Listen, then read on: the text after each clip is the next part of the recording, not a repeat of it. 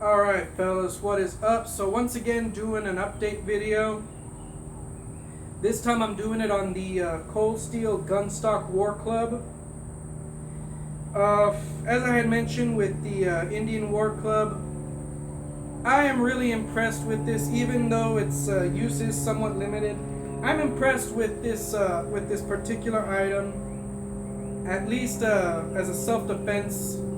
You know, on the surface, it's and as a self-defense weapon, it is impressive. But you know, as I had mentioned, what these update videos are to essentially address some of the drawbacks, some of the issues that come with actually owning these long term, I guess. So let me take this off here real quick. I'll show how well it's held up. Like the Indian War Club, this is limited in terms of what you can use it for. I mean, it's good for home defense here in Texas. Illegal clubs they're illegal to have on you, but you can have them in your house or your car. This does have, I guess, some hunting. I've seen some guys use these, I think, to throw at rabbits to knock them out, something like that. Because I mean, this is very heavy duty. It's polypropylene. This is a stainless steel spike right here. You know, if you don't get poked with that spike, you're gonna get hit with the rest of this. And I mean, it's heavy and it's indestructible. It's gonna hurt whoever or whatever you throw it at. I'm not gonna lie. I did make a few attempts to try and throw this thing, I guess, and you know, the guys in The Last of the Mohicans made it seem so easy. But remember, that's a movie. In the movie, he throws the damn thing right before the guy carries out an attack and pulls it out, bada bing, bada boom. Meanwhile, in real life,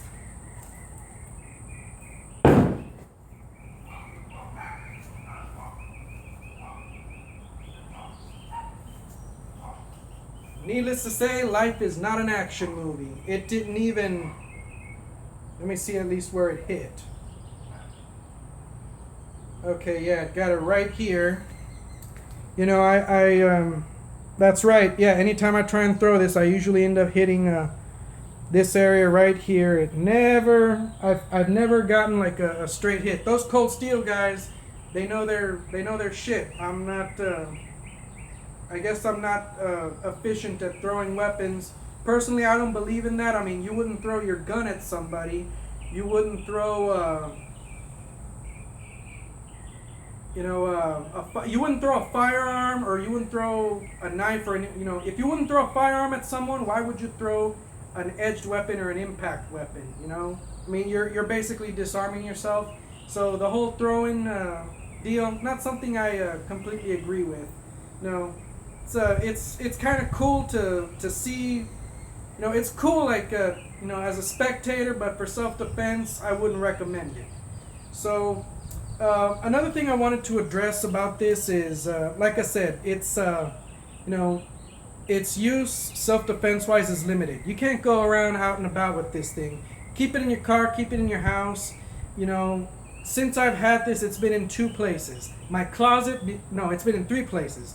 My closet, beside my bed, and on a sword stand. There's really not much you can do with this. And something I do also want to point out is that if you do have to use this in a self-defense manner, it's not a weapon that you may be able to use properly under distress. I mean, it's a great weapon, but here, let me show you what I mean. Tie this back up. First things first, the sheath for the spike, not very practical.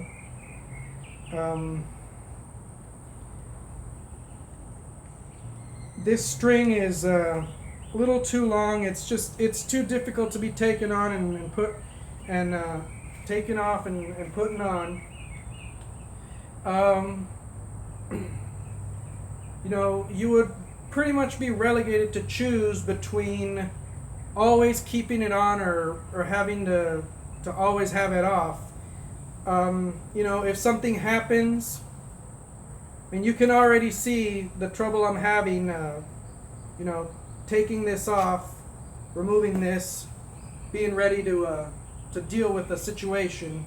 You know, I mean, when your adrenaline is pumping, fine motor skills like that go out the window. Of course, you could just get rid of the sheath altogether and just always have it like so. But like I said, in a real intense situation, I mean, if you mishandle this or anything like that, I mean, you could.